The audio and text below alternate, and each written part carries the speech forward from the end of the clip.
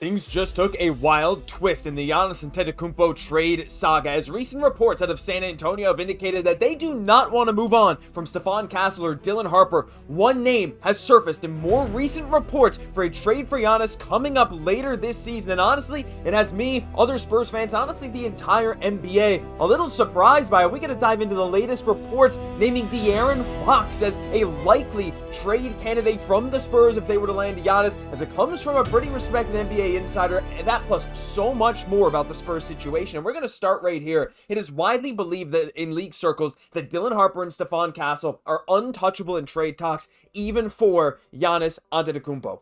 Which, by the way, that report from Dusty Garza yesterday, it's seemingly confirmed now, because we're getting this not only from Evan Sideri, but we get it from a few other people, including Jake Fisher, saying they were also equally, or I should bring it to here first, just as the Bucks were unwilling to entertain Giannis inquiries before the draft, various sources with the knowledge of the Spurs situation say, look, we have staunchly maintained that we're thoroughly unwilling to surrender the number 2 pick that became Dylan Harper, and then goes on to say that they were equally against the idea of parting with Stephon Castle. Even for Giannis, there's been little indication to date that the Spurs are any more willing now to consider parting way with their prized young guards. And this is something that we were hoping to hear it. We are finally hearing. And look, we said it yesterday. We're saying it today. Right now, if the Spurs were to land Giannis, it would not involve Stephon Castle or Dylan Harper. What do I have to say to that? Well, then it's probably not going to happen. I know as much as we would love the idea of getting Giannis without giving up one of these two guys, it just feels very unlikely, right? If you're Milwaukee, you're fielding trade offers from all across the NBA. Teams that would be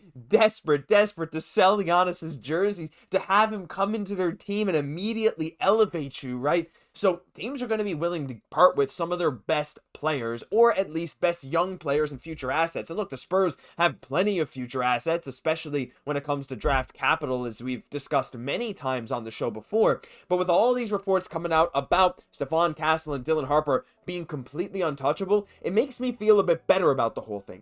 But it brings up a very interesting point about De'Aaron Fox, and he's a name that has been floated. And look, if I'm being real, maybe you guys agree, maybe you don't. Let me know what you think about this. But from a purely basketball perspective, if we ignore any of the emotional side of it, the personal side, I know in reality we can't, De'Aaron Fox makes the most sense to trade for Giannis. Two guys that are in their prime, each making max contract money, swapped for each other, but Giannis is the better player.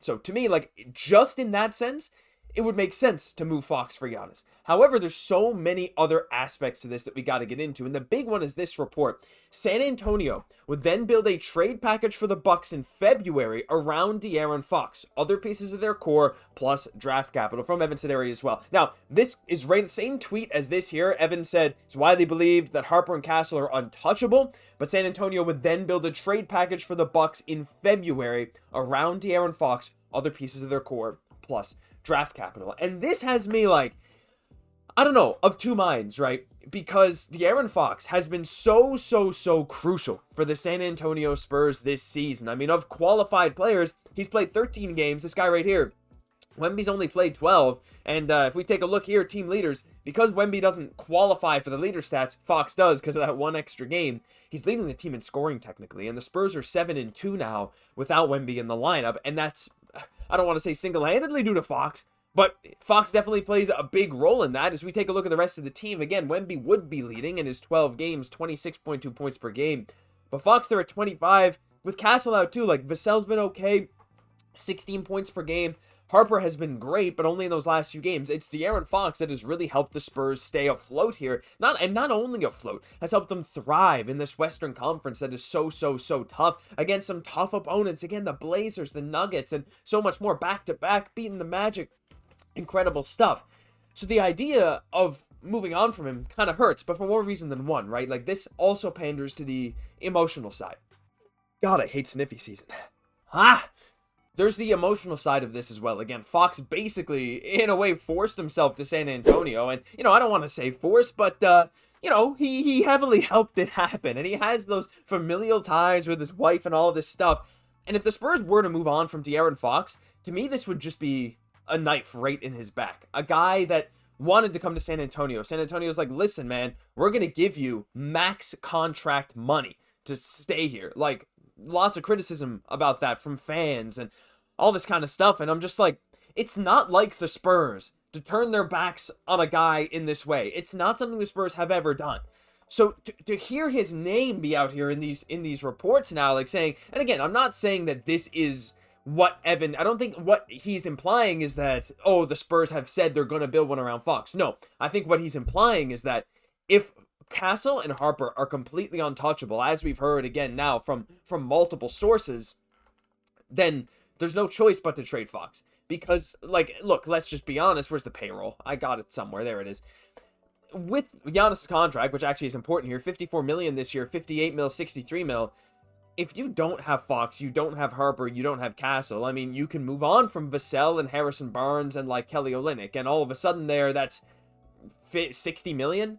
And so it's like, okay, there's the money, but why on earth would the Bucks ever accept that? Like, well, I don't understand that at all. So it's like, I don't know. It just doesn't seem feasible for the Spurs to put together a package without one or the other.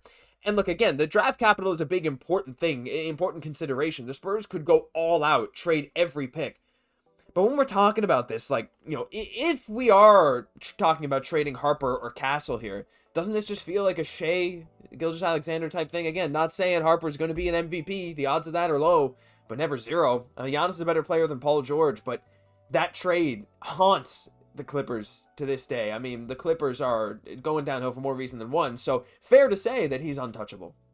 But then if we're going out with Fox, like, do you really want to do that? Do you really want to now be known as the organization that has been so full of pride with your culture and all this great stuff, to just look at a guy, bring in a guy, make a trade happen? He wants to come here. You get him for pennies on the dollar compared to what he could have gone for in a trade. You sign him to a max contract extension. He's leading your team in scoring. He's your starting point guard with Wembanyama out, leading to a 7-2 record without Wemby. The team's thriving.